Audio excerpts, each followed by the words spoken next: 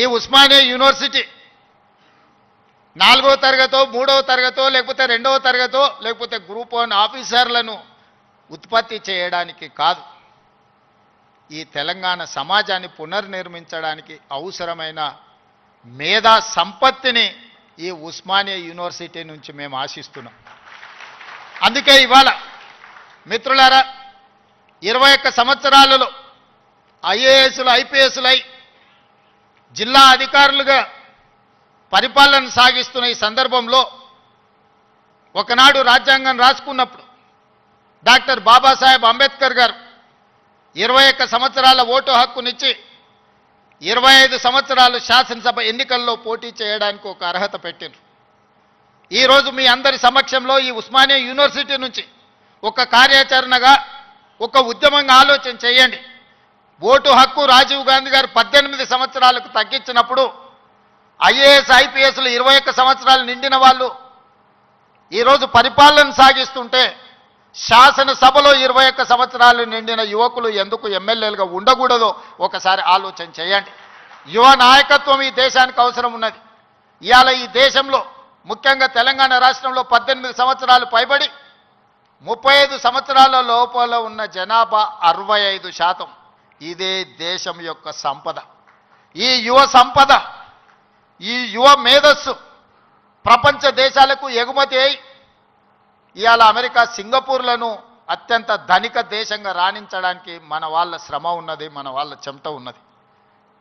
మరి ఇతర దేశాలకే తమ మేధా సంపత్తిని కరిగించి సంపద గల దేశంగా మారుస్తుంటే మన రాష్ట్రాన్ని సంపద గల రాష్ట్రంగా మనం ఎందుకు మార్చుకోకూడదు? మన యువకులు ఎందుకు మన అభివృద్ధిలో భాగస్వాములు కాకూడదు? ఒకసారి ఆలోచన చేయండి. ఈరోజు ఈ ఉస్మానియా యూనివర్సిటీ చదువులకే కాదు, పరిశోధనలకు కూడా వేదిక కావాలి. ఈ ఉస్మానియా యూనివర్సిటీ సమస్యల్ని చర్చించడానికే కాదు, సైద్ధాంతిక పరమైన ఆలోచనలు భిన్న అభిప్రాయాలకు కూడా చర్చకు వేదిక కావాలి. సామాజిక సమస్యల్ని పరిష్కరించుకోవడానికి కూడా ఇక్కడ చర్చలు జరగాలి. సిద్ధాంతపరమైన చర్చలు జరగాలి, సాంకేతికపరమైన చర్చలు జరగాలి. వీటి ద్వారా సమాజానికి మేలు ఒనగూరాలి. ఈరోజు మనకు నచ్చని సిద్ధాంతం ఉంటే చర్చించడానికి మనం సిద్ధంగా లేము. అసహనం పెరిగిపోయింది. నచ్చని సిద్ధాంతం ఉంటే చర్చించడం ద్వారా ఆ సిద్ధాంతంలో ఉన్న లోపాన్ని లేవనెత్తి చూపించడం ద్వారా వాళ్ళను ఒప్పించి చర్చల ద్వారా ఓడించి రాణించాలి. కానీ వాళ్ళని అణిచివేసో లేకపోతే వాళ్ళ మీద మన అధికారాన్ని ఆధిపత్యాన్ని ప్రదర్శించడం ద్వారా ఎక్కువ కాలం ఇది సాగదు.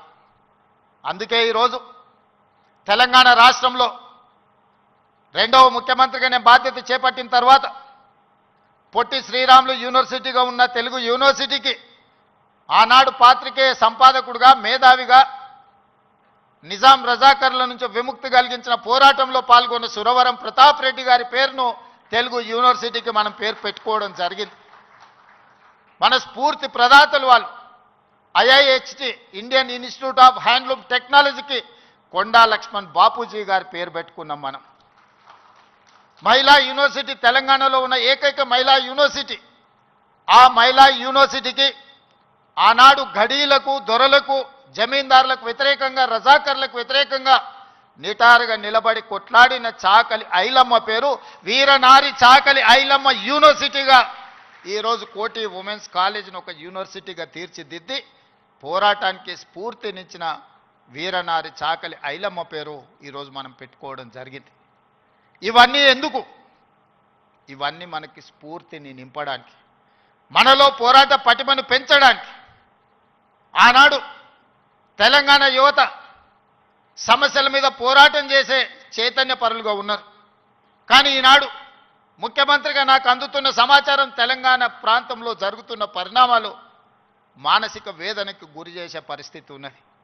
ఈరోజు పట్టణ ప్రాంతాలలో లేకపోతే యూనివర్సిటీలలో కాదు, చిన్న చిన్న కాలేజీల్లో, జూనియర్ కాలేజ్, డిగ్రీ కాలేజీల్లో కూడా విద్యార్థులు గంజాయి సేవించే పరిస్థితి వచ్చింది. ఇది తెలంగాణ సమాజాన్ని నిర్వీర్యం చేసే ప్రమాదం పొంచి ఉన్నది. ఇవాళ గంజాయి, డ్రగ్స్ తెలంగాణ సమాజాన్ని, యువతను పట్టి పీడిస్తున్నాయి.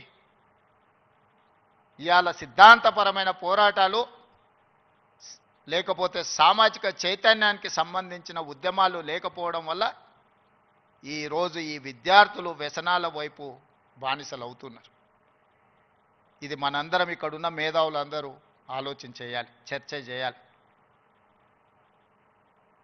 ఈ పరిస్థితుల్లో మనందరం ఒకనాడు తెలంగాణ సమాజంలో కావచ్చు, ఈ దేశంలో కావచ్చు, శ్రీమతి ఇందిరాగాంధీ గారు, పివి నరసింహారావు గారు తీసుకొచ్చిన agriculture ceiling act, urban ceiling act ద్వారా జాగీర్దారులు, జమీందారులు, భూస్వాముల దగ్గర ఉన్న వేలాది ఎకరాల భూములను, కొన్ని లక్షల ఎకరాల భూములను సేకరించి దళితులకు, గిరిజనులకు అసైన్మెంట్ పట్టాల పేరు మీద భూములు ఇచ్చారు. ఆనాడు గ్రామాలలో భూమి ఉండడం ఆత్మగౌరవం, వ్యవసాయం చేయడం ఆ కుటుంబానికి గుర్తింపుగా ఉండి ఆనాడు ప్రభుత్వాలు ఇందిరమ్మ పేరు మీద అసైన్మెంట్ భూములను పేదలకు లక్షలాది ఎకరాలు పంచారు. ఆ తర్వాత పోడు భూముల పట్టాలు 25 లక్షల ఎకరాల అసైన్మెంట్ భూముల పట్టాలు దళితుల, గిరిజనులకు ఇస్తే 10 లక్షల ఎకరాల భూములు ఆదివాసీలకు పోడు భూముల పట్టాలు ఇచ్చి ఈరోజు ఈ రాష్ట్రంలో దళితులు, గిరిజనులు భూ యజమానులుగా ఉన్నారు అని అంటే ఆనాడు తీసుకొచ్చిన అగ్రికల్చర్ సీలింగ్ యాక్ట్ అన్న సంగతి ఈరోజు మనందరికీ తెలుసు. ఈరోజు సొంత ఇంటి కళ. నేను ఖానాపూర్లో ఒక ఆదివాసీ బిడ్డకి ఎమ్మెల్యే టికెట్ ఇచ్చిన. అతనికి ఉన్న గొప్ప ఆస్తి ఏందంటే వాళ్ళ తండ్రికి ఇందిరమ్మ ఉన్నప్పుడు ఇచ్చిన ఇందిరమ్మ ఇల్లు.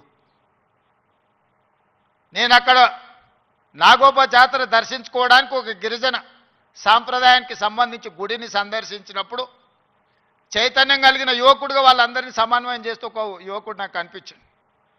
పిలిచి పేరు అడిగినా నాకు అర్థం కాలే. తర్వాత నా పక్కన వాళ్ళకి చెప్పిన, అబ్బాయి ఫోన్ నెంబర్ తీసుకొని, చదువుకున్నాడు, చైతన్యం ఉన్నది, ఫీల్డ్ ఎన్ఆర్ఈజేఎస్లో ఫీల్డ్ అసిస్టెంట్గా పనిచేస్తున్నాడు అని చెప్తే అతన్ని పికప్ చేసుకొని ఎమ్మెల్యే టికెట్ ఇస్తే ఈరోజు ఎడమ బోజు పేరు మీద శాసనసభలో ప్రాతినిధ్యం వహిస్తున్నాడు. దానికి కారణం చదువు, చైతన్యం. ఈరోజు లక్ష్మణ్ మంత్రి అయినా, కుమార్ వైస్ ఛాన్సలర్ అయినా, ప్రొఫెసర్ కాసిం గారు ప్రిన్సిపల్ గారైనా, ఈ యోగితా రాణా గారు వారి సామాజిక నేపథ్యం మీరు తెలుసుకోండి, వారు ఐఏఎస్ ఆఫీసర్ ఇక్కడ చాలామంది రాణించిందంటే చదువు ఒక్కటే కారణం. ఇవాళ చదువును మనం నిర్లక్ష్యం చేసే పరిస్థితి లేదు. ఈరోజు నేను ఉన్న వాస్తవం మీ దగ్గర చెప్పదలుచుకున్నా. నా దగ్గర పంచడానికి భూములు లేవు. మిమ్మల్ని ధనవంతులు చేయడానికి ఖజానా ఖాళీగా ఉన్నది. ఖజానా ఒట్టిపోయి ఉన్నది. భూములేమో లేవు, పంపకాలు జరిగిపోయినాయి. ఈరోజు తెలంగాణలో 1,50,00,000 ఎకరాల వ్యవసాయ యోగ్యమైన భూములు ఉంటే 96% చిన్న సన్నకారు రైతులే. అంటే ఎకరము, 2 ఎకరాలు, 3 ఎకరాలే. ఇప్పుడు అగ్రికల్చర్ సీలింగ్ యాక్ట్ తెచ్చినా నేను గుంజుకోవడానికి గజం కాదు కదా, ఇంచు భూమి కూడా లేదు. అందుకే మా దళితులకు, మా గిరిజనులకు, మా బలైన వర్గాలకు, మా మైనారిటీ సోదరులకు, మా తమ్ముళ్ళకు, మా చెల్లెళ్ళకు నా సూచన ఒక్కటే, మీరు ధనవంతులు కావాలి, మీరు గొప్ప వ్యక్తులు కావాలి అని అంటే రాష్ట్ర ప్రభుత్వం పంచడానికి భూములు లేవు, నింపడానికి ఖజానా లేదు. మీకు నేను ఇవ్వగలిగింది విద్య ఒక్కటే, నాణ్యమైన విద్యనే. మీ తలరాతలను మారుస్తుంది. మీ తలరాతలు మారాలంటే మీరు చదువుకోవాలి. చదువు ఒక్కటే పరిష్కారం. చదువు ఒక్కటే మిమ్మల్ని గుణవంతులు చేస్తుంది, ధనవంతులను చేస్తుంది, శ్రీమంతులు చేస్తుంది. ఈ తెలంగాణ సమాజంలో మిమ్మల్ని భాగస్వాములను చేస్తుంది. చదువుకునే వయసులో మీరు ఇతర వ్యాపకాలకు లోనైతే జీవితాంతం బాధతోని కుళ్ళి కృషించి చావాల్సిన పరిస్థితి వస్తుంది. అందుకే ఒక సామాజిక బాధ్యతగా ముఖ్యమంత్రి అయిన ఎంబడే వైస్ ఛాన్సలర్ను నియమించిన. వాళ్ళనే ఇంటర్నల్ ఒక సబ్ కమిటీ వైస్ ఛాన్సలర్తో వేసి మీ విద్యా ప్రమాణాలు పెంచుకోవాలంటే నేను చేయగలిగింది ఏందో మీరు చెప్పండి. నియామకాలతో పాటు ప్రొఫెసర్ల వయసు పెంచడంతో పాటు నిధుల కేటాయింపు వరకు మీకు ఏం కావాలన్నా మీకు పూర్తి స్వేచ్ఛనిస్తున్నా, మీరు ప్రణాళికలు సిద్ధం చేసుకోండి అని ఆదేశాలు ఇచ్చిన.